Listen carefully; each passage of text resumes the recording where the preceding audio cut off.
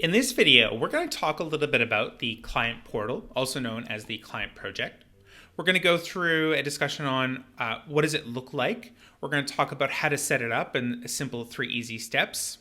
We're going to go through the inviting process. We'll talk about notifications to your client. And lastly, we'll touch on seeing client responses and replying back to them in Buildxact. Now, to begin, we want to talk about a bit about what is the customer portal, or the client project, as it's also known as. And essentially, it's a portal or a place where you can connect with your client and share information, communication, and documentation in one easy place. Essentially, it's a client communication tool, and the whole point of it is to get all the information and documentation in one place for you and your client as you work through with them across the various stages, from lead to final invoice, and really just simplifying the whole thing. Now for today, we're going to start by actually looking at the customer portal, and then we're going to go back into Buildxact and talk about how to actually deploy it and start to operate within Buildxact. But we want to start by showing you what the customer portal looks like to begin to give you a sense of how you might use it within your Buildxact and really the power of the system. So to begin, we've already invited our client in, and they're simply going to log in through myhome.buildxact.com. I've already entered in my login details. And when the client first logs in, they're going to be taken to this page. Now, what they're going to see is a bunch of different tiles, depending on how many projects you've invited them into. So for repeat work, they'll probably have additional tiles here, but for today, we only have the one project. So we're going to quickly click into that. And the first section they're going to be brought into is the messages area. And from here, this is really giving you the ability that anytime you share new information, documentation, or communication in, it'll essentially open a new thread in which you'll be able to begin to have that conversation with them back and forth. So this is a message that we would have shared in from Buildxact, and you'll see what that looks like here in a few moments. But once we start to share some information in, the client can then respond back to that, can attach additional images, and again, really helps to start to facilitate a lot of that back and forth that goes across the various types of projects you might work with them on. They can also initiate new messages as well too. And so here as an example, you can see that they have essentially initiated that conversation and the client can then respond back to that. On the left-hand side here, we have a couple additional sections. And what these sections are going to be is where essentially we're going to try to store the different types of documentation that you're going to share across. So here's an example. We have a quote, which using the digital acceptance in Buildxact, which is covered in another video, your client can essentially digitally accept the quote. So a super handy feature there. You can also share plans in, you can share documentation, and a quick note about sharing documentation. And again, we'll go through all of how to do this in Buildxact in a moment. But when you share documentation across, the folder name comes across as well. And I mentioned that partly to just touch on the fact that that information comes across, but also it's a good point to acknowledge the fact that the information in the client portal is essentially stays open forever. So this is, again, really allowing you to share across all that important information across all the various life stages of the project. And then again, especially handover documentation and all that. So the client will have access to that essentially indefinitely. Further on, we have also the ability to push across change orders. We'll have the invoices that can be shared in. And lastly, we also have a contact section, which would be your business details. We'd also have the ability to upload a portfolio of photos, and then from there, they can reach back out to you later on down the road if they need to potentially look at maybe some new work or something like that. So again, really helps to streamline a lot of that communication and just make it a much more positive experience for both your client and also for yourself as well. Now from there, we're going to touch on how to actually set this portal up and how to push information across. And basically to begin here, we've already created a lead for, say, our fictional client, Greg Jones. And one of the first steps is to actually go ahead and publish in the project. Now, a lot of people think that once you publish the project, the client is invited in the same step, when in fact, that's actually a separate step. So again, to begin, we encourage you to publish the project.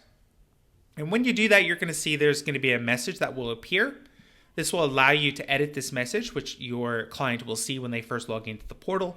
But for today, I'm going to leave it as is, click publish. And when I push anything into the customer portal, you're going to see this message will pop up. And basically what this message is saying is once you share information into the customer portal, you can't remove it. You can't delete it, override it, edit it, recall it, or anything along those lines. This is very analogous to how email works. If you imagine when you send an email, you can't, again, recall that email, delete that email, edit that email. And so this is very similar in the sense that once you push that across, it's essentially shared. Now, obviously, if there is a mistake, you can easily share another message or updated documentation, but it is a quick note there just to touch on that fact. Let's go ahead and click Publish, though. And just like that, our client project is published. Now, from here, this is really where we reach step 2, and that is around encouraging you to actually share information and documentation into the client customer portal prior to inviting them. Now, this is up to you. Some people will invite the client in right away, but we typically recommend to share something just so it helps to begin to provide a little bit of context and start to fill out the customer portal prior to your client logging in.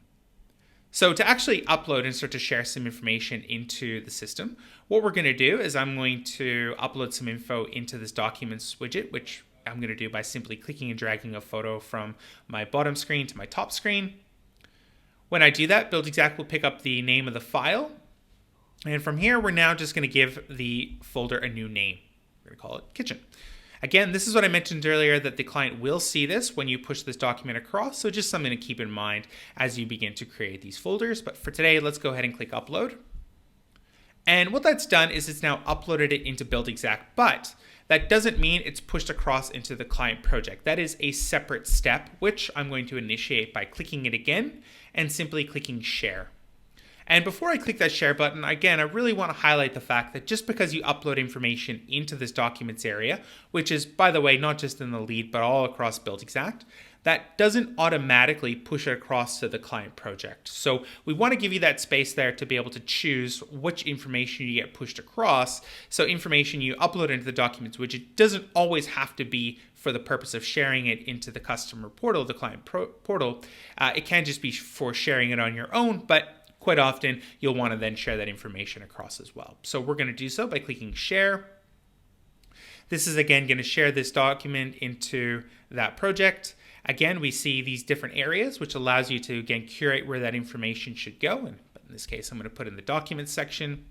And next up, we can then compose and edit this message to then greet the client when they log into the to the customer portal, and then, again, can see and start to interact with that information. But for today, I'm going to leave it as is. I'm going to click Share. Buildxact is, again, just going to confirm to say, are you sure? Because, again, once we share it, we can't delete it or anything like that, like I mentioned. And let's go ahead and click Share. And that is now going to give us a little publish tag there to let us know that information has been shared across. Now, at some stage, whether it be pretty quick or you might even create an estimate and then start to share the quote letter across, but at some stage, you're going to want to invite your client in. So to invite them, we're going to click the Invite button here. And this is, again, going to give us a familiar page where we can now compose a message. But instead of this being shared into the customer portal, this is actually going to send Greg, in this case, our lead or client, an email to essentially invite them in. So once we're ready, we'll click Send Invitation. And just like that, we're going to go ahead and get a little invited tab there just to let us know that that invite has now been sent off. Now, a really quick common question before I touch on that email is people will ask us and they'll say, well, what about if I want to invite additional people into this lead or client's portal?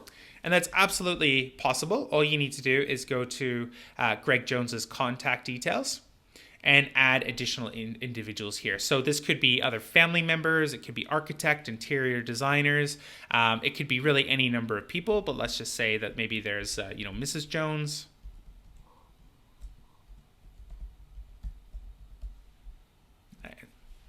And once we've done that, we can go back into the lead.